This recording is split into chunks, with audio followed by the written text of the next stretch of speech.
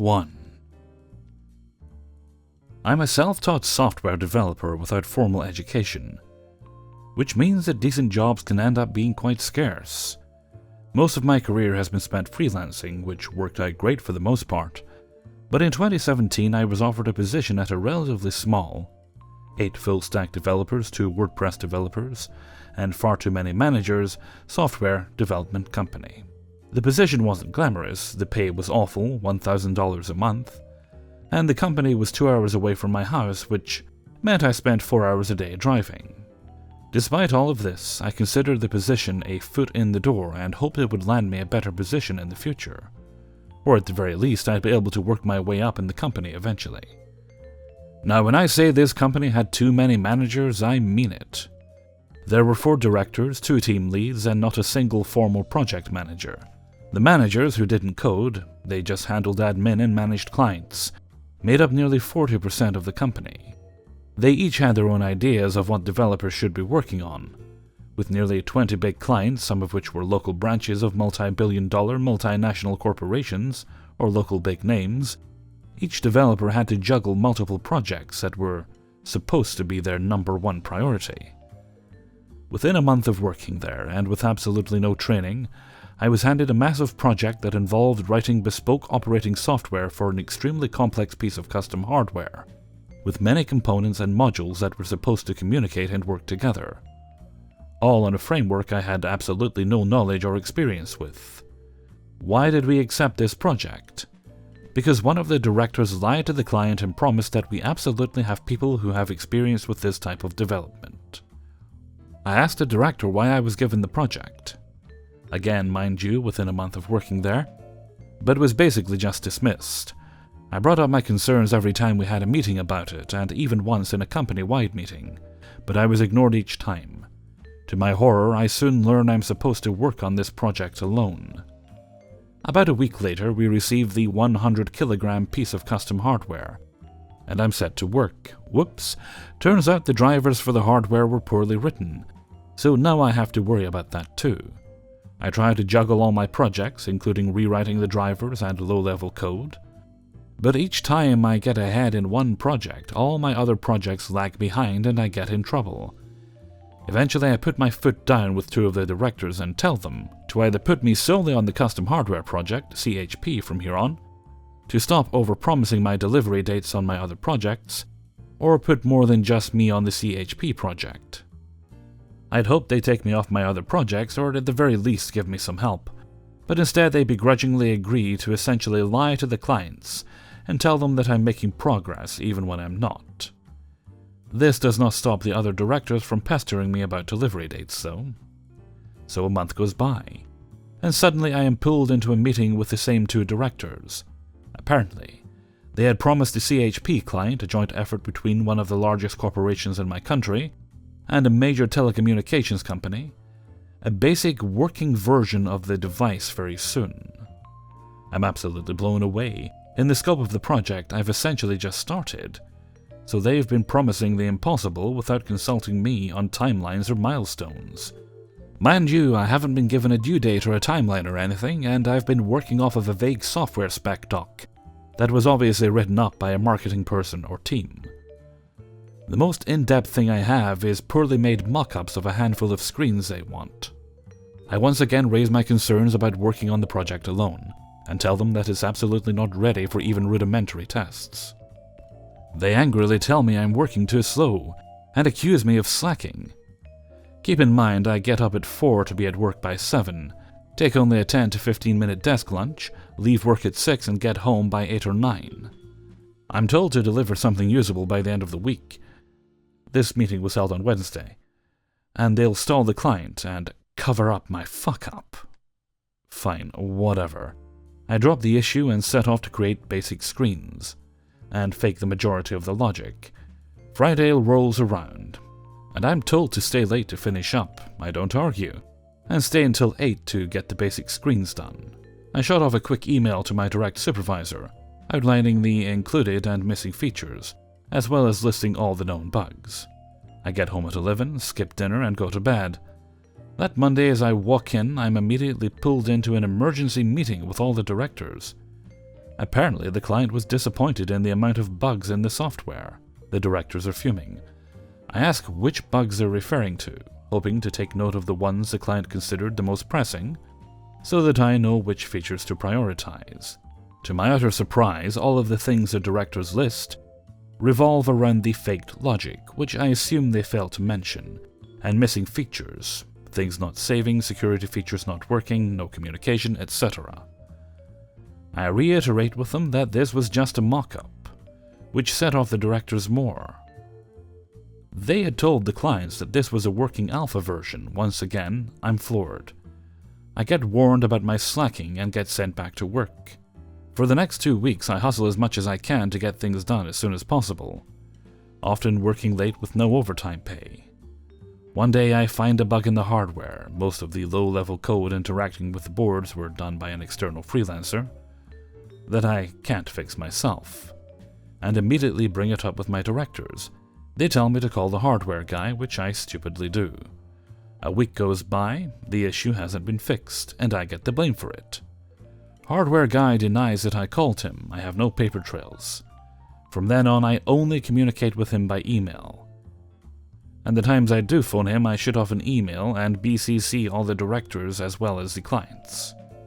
On Tuesday, I'm told I need to come in the weekend without pay, of course, but I decline because my fiance's only living grandmother was in the hospital, and we were going to make the 1-hour trip to visit her. I repeatedly make it clear I'm not coming in. The weekend rolls around, and I get a furious phone call from my direct superior, demanding to know where I am because he's at work and he came all this way. He lives 5 minutes away, with traffic.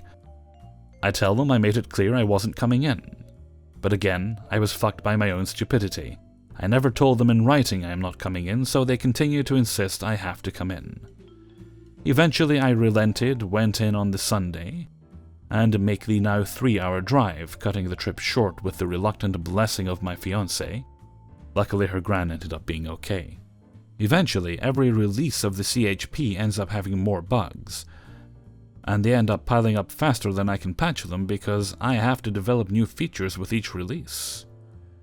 One day I'm pulled into a meeting once again, and told that the amount of bugs is completely unacceptable, and that I need to start pulling my weight or else they might regret hiring me. I tell them to give me more time between releases, and they promise to do so. The next day, they're all back to hounding me about when the next release is coming. Remember, I also have 3 other clients that I have to work on in addition to this shit show. A few months go by, and I'm getting more and more stressed out and barely keeping up with the workload.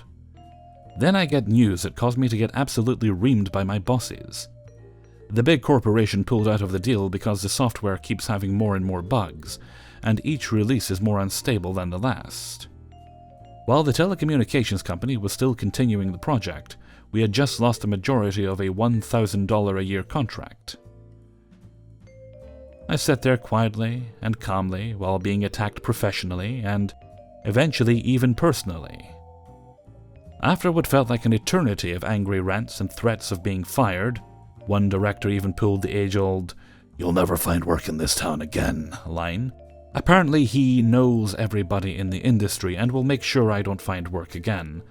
I bring up the fact that they keep telling the clients the software is bug-free, stable, and can be considered a version they can use live. I stupidly expected them to sheepishly admit that I was right and apologize. But instead I get blamed even harder for it than before. At this point they're even accusing me of lying to them, saying I am the one who told them the software is stable. This is completely mind-boggling since each time one of them lies, everybody in the room knows they're lying because we all know the real story. But they just keep at it. After they all calm down, they say that I should seriously consider whether I want to keep working there or not, and that if I don't want to be there I should just leave. Then it dawns on me that they're right. I bow my head humbly, telling them they're absolutely right.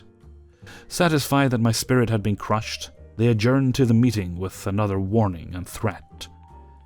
The next day I handed my letter of resignation. The company had no HR, so I just gave it to the secretary to give to my superior when they come in, since they'd taken the day off for stress reasons. I also emailed the letter to my superior for good measure, learning to always keep an email paper trail. I know full well that without me the client will back out and they'll lose the contract. Since I'm the only one familiar with the tens of thousands, potentially hundreds of thousands, I never actually checked, of lines of complicated, hastily written spaghetti code with no documentation. This isn't really stuff you can look up on Stack Overflow either.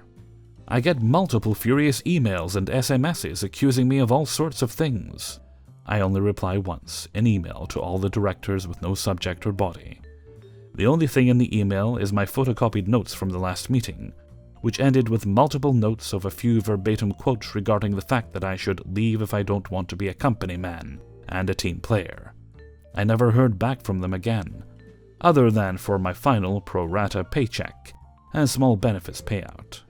I was at the company less than a year. According to an old colleague of mine, they did end up losing the client. The directors also apparently spent a week shit-talking me to everybody in the office. I have since freelanced a bit more before recently starting another position at an amazing company for very decent pay and much more satisfying work. 2. So I worked at a bakery sometime shortly after I graduated college. It was a good job and it paid well. I received a promotion to manager at some point during my career. This will be important to the story later. The owner also really liked me. Not important, just wanted to shout him out. If you're hearing this, hey! Anyways, back on topic. One thing our bakery does weird is we have bags of icing, and we put the spatulas into the bag and spread it onto the baked goods. This opposed to having piping bags. And whatever is not eaten at the end of the week has to be thrown away, which seems like a bit of a waste. Almost this entire paragraph will be important later, so keep this in reference. So it's a Friday, and business is slow. A customer here or there, maybe a few every couple hours. So in between customers, we don't have much to do. But it's an hour to closing time, so I don't want to take a break. I just want to push in through and get the day done. But there were a couple problems. The cookies aren't selling, meaning the icing wasn't being used, meaning almost an entire bag would have to be thrown away, which I thought was bullshit. We shouldn't have to waste this much icing. I talked to the owner and we agreed to put on a special.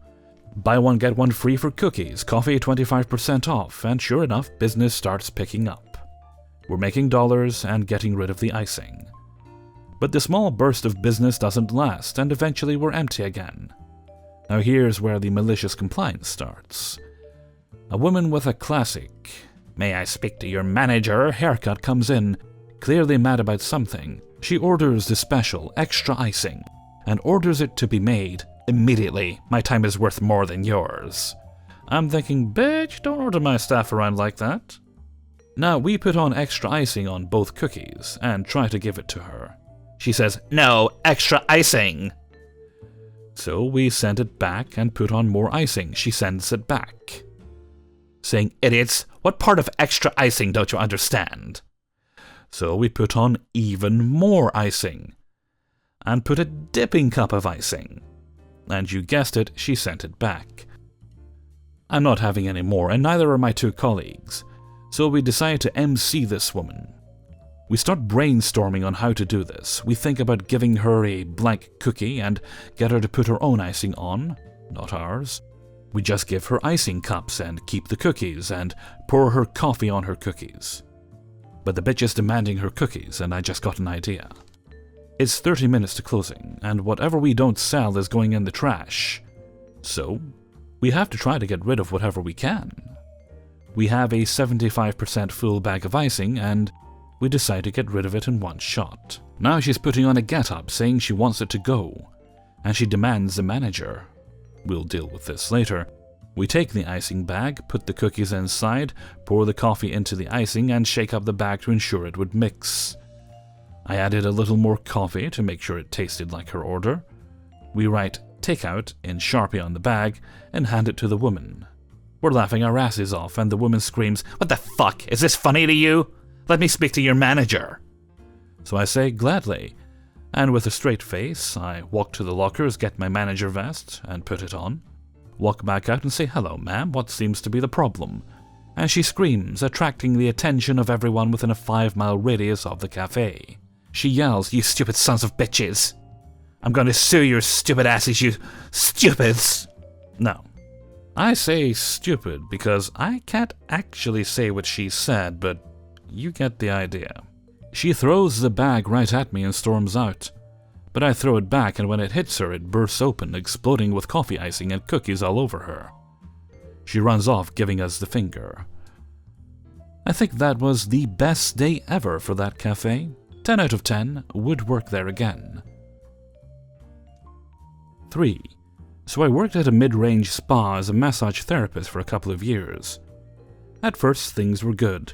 It was a startup, and we had some creative input on how to better bring in and keep clients, and how things could be handled better for the employees, until the owners let the power go to their heads. I was hated in particular. I got in trouble for literally everything.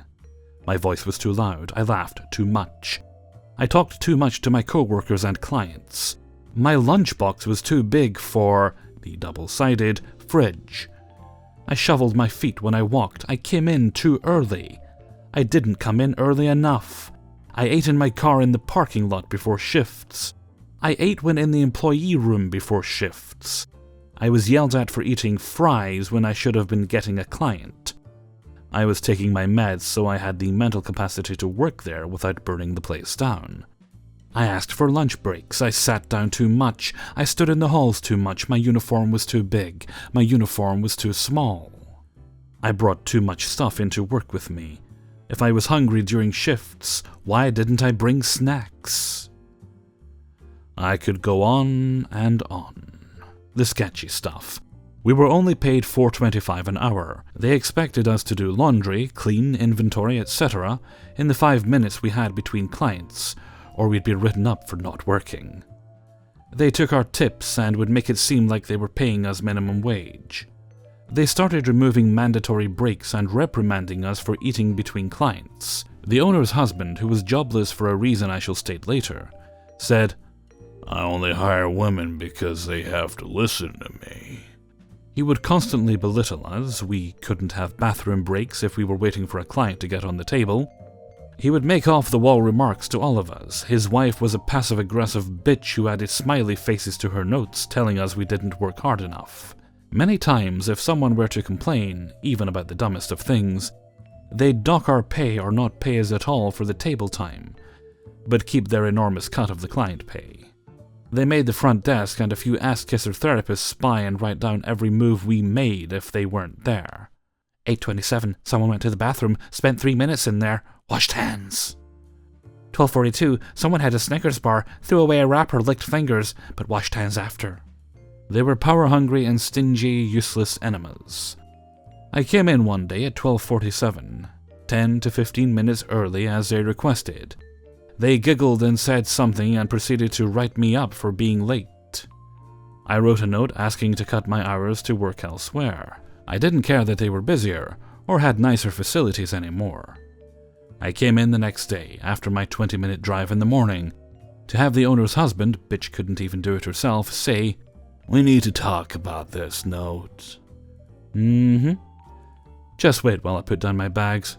"No, we're having this conversation now." "Okay, what's up?" "Obviously you don't want to be here." "Duh, none of us do, but we got bills to pay." "So you're not gonna work here at all. Leave, now." I gave him my biggest smile and said, "Great, thanks," and winked at his wife when I told her to send my last check in the mail. I tried to sign up for unemployment while waiting for my hours to start at the new place. They lied and said I was a constant delinquent employee. That's why they had me working there for 2 years. Got it. Okay, that's enough background inventing. On to the ice cream. The current company I work for is amazing. They do so much for their employees and the community. They're super understanding and stand up for their workers. We're paid very fairly and are given breaks when needed. Another girl who worked with me at Hell ended up getting a job at this current place with me. I never brought up Hell with the owners, but she did. I didn't even mention I worked there. It wasn't until a couple of weeks later that they asked. For months and months, C and I would mention things that happened at Hell. Our current bosses were appalled. I always mentioned how creepy that husband was to me. Come to find out, he was fired from his previous job as a Kroger manager for sexually harassing and touching the young girls who worked under him. Fucking gross. So my current bosses started a massage program in town, have businesses and spas together in a business network, to make sure everyone gets their fair share of interning massage therapists, and share their input for the therapy program. Each business promotes the other, and everyone is friendly, and when one doesn't have openings for massages and others do, they give the list and numbers for others in the business group. Guess which business has been denied access into anything to do with the program or network group? Hell. Because of what C and I have been through, the sketchy shit with the owner's husband and their own foot-in-mouth comments trashing my bosses and how they run their businesses, they are blocked from any networking in the community. Most of their therapists have left, and they had to move to a different part of town to afford rent. And they've hired a felon with a face somewhere under gang tattoos to be able to have anyone working for them. The gods smile upon me daily when I walk into my current job knowing karma is working hard. 4. One of my co-workers told me about this awesomely delicious revenge he got on one of his frat brothers that was so good, I had to pass it along to you. So my co-worker, let's call him Stephen, goes to an all-boys school in the small town we live in. A few years ago, Stephen and his fratmate, let's call him Roger, shared a room. Stephen says that Roger is very self-righteous, which makes his actions not only dickish but hypocritical as well. So my co-worker went out of town for a few days. When he came back, his bed was stripped of all the bedding and the mattress had been dragged off the box springs and placed directly on the floor. When Stephen asked Roger what happened, Roger said he had sex with his girlfriend several times on Stephen's bed. He was trying to cover it up by washing Stephen's bedding, but I guess the idiot didn't finish it and get it back onto Stephen's bed in time. Suffice to say, Stephen was pretty pissed. You just don't screw people on someone else's bed. Fast forward about a month ago. They both still live in the same house but different rooms. All the guys in the house were obligated to clean up the house per the school's rules, but Roger kept refusing to help because, "I'm a senior. I've had to do stuff like this for 3 years and now I get to be lazy." So Stephen writes him a citation. If you get a citation, you owe the house $20. Stephen posted it on the citation board. Roger proceeds to rip it off the board, put it in a cup, and pee in the cup. So Stephen writes another citation for $100 for behaving in a manner that is not becoming of a student. Of course, Roger got out of paying these citations. Suffice it to say, Roger and Stephen did not like each other. Stephen decided to be really super nice to Roger every time he was around. That way, if Roger was unfriendly to Stephen, it would make Roger look like an a-hole. To go back in time about a year, this school was holding a sort of contest to find the face of the school. There would be a $100,000 reward and your face was put on all recruitment brochures and advertising. Roger had been trying to get chosen for this. He had several interviews with the deans and was in the running. Stephen wrote the dean with a glowing review of Roger, saying how great he was and just gushing all over him. Stephen asks the dean to come by the house and talk to Roger. So when the dean came over, Stephen walks into the kitchen where Roger was at the time. The dean was behind him, so Roger couldn't see him. Stephen says, "Hey Roger, how are you doing today?" Roger retorts with, "Don't talk to me, asshole. I fucking hate you." The dean steps out from behind the wall. The look on Roger's face must have been priceless. I wish I was there to see it. The dean told him that he was no longer in the running because of this behavior and left. My co-worker Stephen had this huge grin on his face. Roger looked like a cartoon character about to blow his lid. His face was red and it looked like smoke was about to come out of his ears. I think he got what he deserved. Again, you don't screw people on other people's beds, I mean, really? Ew. 5. So this happened quite some years ago when I was living in Utah. Now, first thing most people think of when they hear that is Mormon or Latter-day Saints or whatever they would like to go by. I was in my last year of high school and my family had decided to move to another city. I didn't want to start all over with new people for one more year of school. So I found out that one of my friend's family was willing to take me in for the year, with just a couple stipulations. One of which was that I would have to attend church every Sunday with them. I'm not very religious, but I'm not going to let that stop me, so I agreed. Shortly after, the family took me to the church to introduce me to the bishop and to explain the situation to him. Now, starting out, he wasn't too bad, because he was new to the area as well, but as the months passed, it started to get worse and worse. He turned into one of those leaders that were like, "This isn't God's house, it's mine, and you'll do as I say while you're here." Now, at the end of the school year, he comes up to me, doesn't say hello or anything, and tells me I have to give a talk on Sunday. Now, I'm a 17-year-old boy, and I hate being told I have to do something. And most times I'll do the opposite out of spite. You can ask me and I'll consider it, but I don't have to do anything. With that in mind, I politely say, "No thank you, I don't like speaking in public." He looks me in the eye and says, "You don't understand if you don't. I'm kicking you, your friend, and his family out of the church." Now, my friend and his family have been taking care of me for the past year, and have treated me as one of their own the entire time, so I cave and say fine. Please keep in mind they're religious and I'm not, and I don't want to mess up something that they enjoyed. What do you want me to talk about? "Based on what I have taught you, I want you to tell everyone what your beliefs are in this church." With my inner smartass and asshole doing backflips at this point, I answer with a slight smile. "I can do that." Sunday comes, and halfway through he gets to the podium and asks if there was anyone who would like to come up and bear witness. There were a couple of people who got up and said their piece, and then he motioned to me. Now was the time, so I got up and stated my name. And based on what the bishop has taught me, I believe this church is nothing but a lie, and anyone who follows it is following nothing but another cult. We hear someone who says they have spoke to God, and we think that they are crazy. But the founder Joseph Smith says it, and has 2 gold bricks to prove it, and all of a sudden he's a prophet. That doesn't make sense to me, so you can all go on believing what you want. I'm done with this. As I go to leave, I feel a hand come down hard on my shoulder and get forcibly turned around, just to see the bishop there red-faced with his hand raised, as though he was going to slap me. So I do the first thing that comes to mind and defend myself by kicking, as hard as I could from the awkward angle, and catch him right between the legs. He drops and I sprint out of there. By the time I make it back to my friend's house, the entire family is there, and they are pissed. When they finally calm down enough to hear me out, I explain everything to them. They ask me why I didn't say anything earlier, and I really didn't have an answer for them. Gotta love the teenage mind. Cut to a couple weeks later, and I receive a letter in the mail from the Quorum of 12. I guess they're like the people in charge, stating that I am no longer welcome in that or any other LDS church. No skin off my nose, but since it was a condition of me staying there, I ended up having to leave early.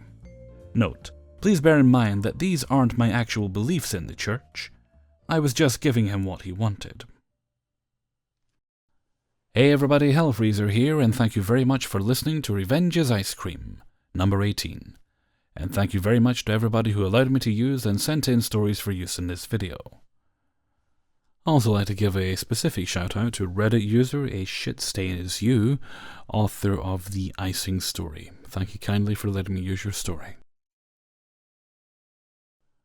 Well, my decorating plans went awry this weekend. I was busting my butt last week trying to clear out an extra day.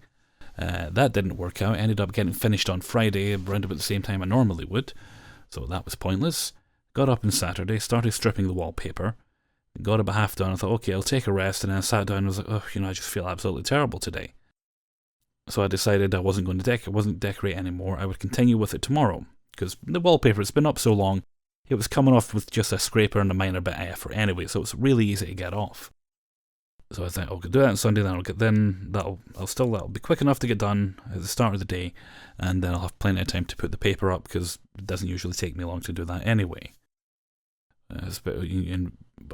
And even if it does take me long, it's the kind of thing that once I start putting wallpaper up, I tend to just go until it's done. I don't like leaving. It. And anyway, so I didn't get anything more done on the Saturday. So I just plopped myself in the sofa, snuggled up with a couple of quilts wrapped around me, all cozy, just watching TV. Well, I think I watched a film or something. And then when I grabbed my quilt to head up to bed that night, something about the way I grabbed it must have somehow strained my neck, because when I got upstairs I found I was in quite a bit of pain on the left side of my neck, to the point I couldn't even lie down or rest my head very well. It was very difficult to get comfortable. So needless to say, I was still in pain on Sunday, so nothing got done on Sunday. Now, actually, all I got done on Sunday is I listened to, John Cryer, the actor, Ducky from Pretty in Pink. I'd bought his biography on Saturday, so I ended up, just to give myself something to distract myself from the pain, listening to his autobiography, which is actually quite good, by the way. I recommend it. And feeling a bit better today. I was actually feeling not fully better, but at least well enough that I could lie down by the end of Sunday. I could lie down with relative ease, so I wasn't in too much pain. Still in a bit of pain right now, but it's not as bad, so I'm hoping maybe by next weekend, or maybe even tomorrow, if I'm feeling better, I might actually just attempt to get on with it tomorrow. I'll be able to get the room decorated. Well. Okay, and with that I'm going to head off for now, so until next time, thank you very much for listening, and take very good care of yourselves.